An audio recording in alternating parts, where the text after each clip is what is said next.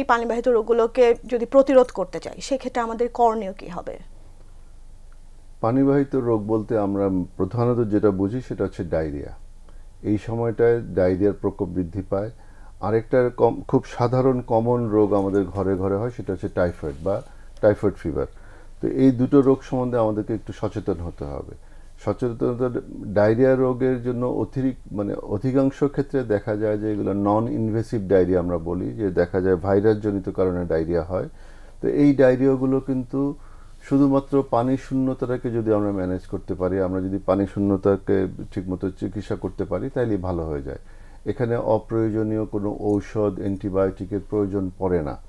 তো সেই জন্য প্রথমে হচ্ছে আমাদের ডায়রিয়া বা পানিবাহিত অন্যান্য রোগগুলোকে প্রতিরোধ করা, এবং প্রতিরোধ করার জন্য প্রধান হাতিয়ার হচ্ছে নিরাপদ পানি পান করা। শহর এলাকায় এবং গ্রাম এলাকায় আমাদের যারা গ্রামীণ শ্রোতা আছেন তাদের জন্য বলবো যে এই সময়টায় বিশেষ করে নিরাপদ পানি ছাড়া কোনো পানি পান করা যাবে না।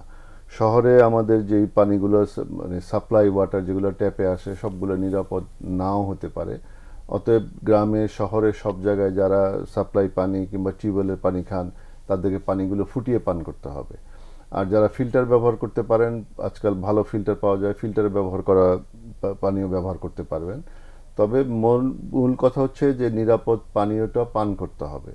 শুধু নিরাপদ পানি পান করলেই যে হয়ে যাবে তা না, কারণ রান্নাবান্নার কাজে ধোয়া, হাঁড়ি পাতিল ধোয়া, প্লেট ধোয়া, হাত ধোয়া, সেই সময় যদি আমরা হাতটা একটা অপরিষ্কার পানি দিয়ে ধুয়ে আসলাম, আমার প্লেটটা অপরিষ্কার অনিরাপদ পানি, জীবাণুযুক্ত পানি দিয়ে ধুয়ে নিলাম, তাহলেও কিন্তু আমাদের সেই পানিবাহিত রোগ হওয়ার সম্ভাবনা অনেকে থেকে দেখা যায় যাবে। যে রাস্তাঘাটে বিভিন্ন ধরনের পানীয় বিক্রি হয়, সেই পানীয় পান করবার একটা অভ্যাস থাকে, তো সেটাও আসলে কতটুকু নিরাপদ সেটা নিয়ে ভাবতে হবে। রাস্তাঘাটে পানি পান করা তো কখনোই নিরাপদ না, কিন্তু এখন বিভিন্ন জায়গায় শহর এলাকায় দেখা যাচ্ছে বিভিন্ন জায়গায় বিভিন্ন প্রতিষ্ঠান থেকে আপনার ওই ফিল্টার স্থাপন করে দেওয়া হয়েছে।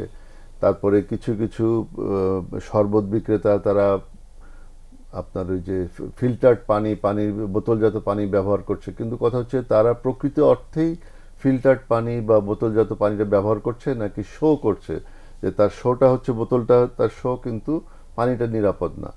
মূল কথা আমাদেরকে শিওর হতে হবে, আমাদেরকে নিশ্চিত হতে হবে যে আমার পানিটা, আমার পানের পানি, আমার হাত ধোয়ার পানি, আমার খাবার বাসনপত্র ধোয়ার পানি, সেই পানিগুলো নিরাপদ কিনা।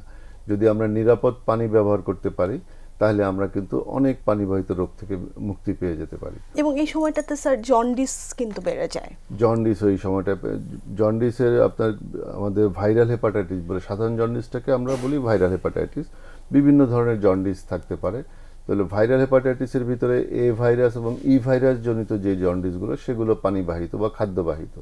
সো এটা পানির সাথেও আসতে পারে, এটা খাবার থেকে খাবারে মাছির মাধ্যমে আসতে পারে, আপনার ফুড হ্যান্ডলিং যদি অস্বাস্থ্যকর হয় তাহলেও হতে পারে।